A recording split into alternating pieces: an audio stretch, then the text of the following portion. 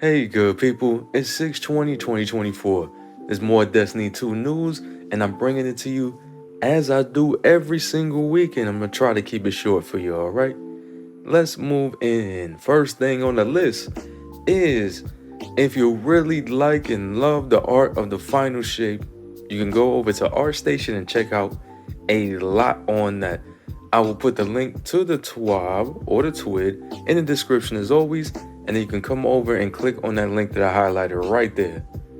Now moving on, raids and dungeons got changes, y'all, to power and difficulty basically. So let's clear that up real quick. So Bungie says we have a few raid and dungeon details to share, including some upcoming dates and details on a change we're planning in the near term. Alright, so first, the difficulty tiers and power level caps were reworked. So they altered the difficulty for power enabled activities, and at the same time, surges were added to raids, offering a damage boost for certain damage types on a weekly rotation. So that definitely changed things up. That never has been a thing before in raids, right? So the percentage change that happened in the final shape kind of breaks down like this. So as far as outgoing damage, it was -5, your power cap. Raids had -33% outgoing damage, plus 2% damage in dungeons. Then for outgoing and the damage surge, the power cap was -5, of course. It was -15% in raids and plus 28% damage in dungeons. And then for incoming damage you take, was more. It was 32% more in raids and 17% more in dungeons. And incoming, as far as like incoming with surge, I'm guessing that means because they forgot to put plus surge.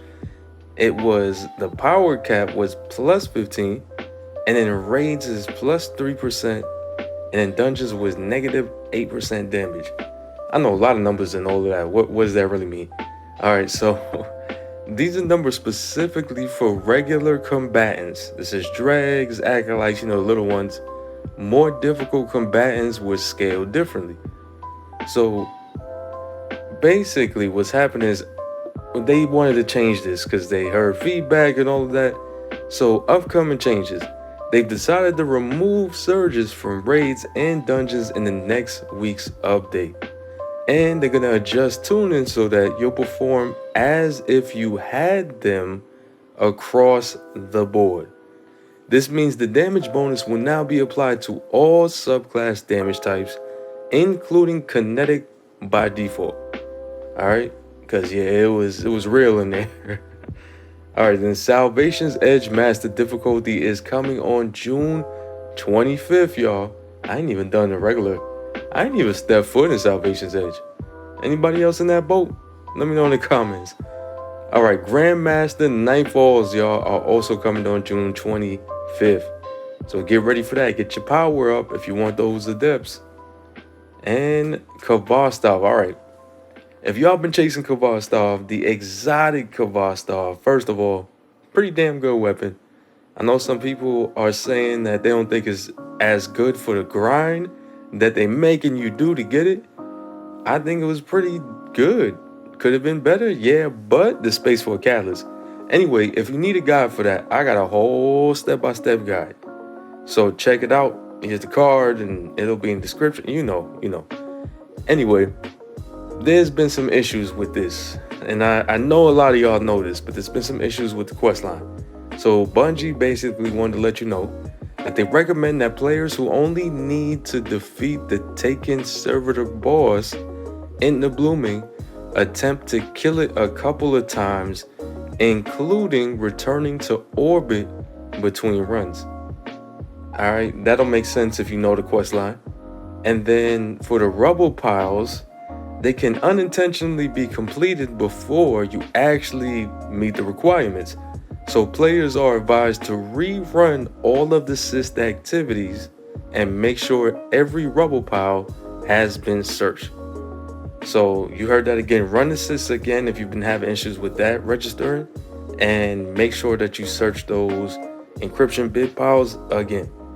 And then moving on, y'all. So if you are out there and you're wondering, how do I get my prismatic subclass abilities on my other characters? I already did this and got them all on my one first true main character.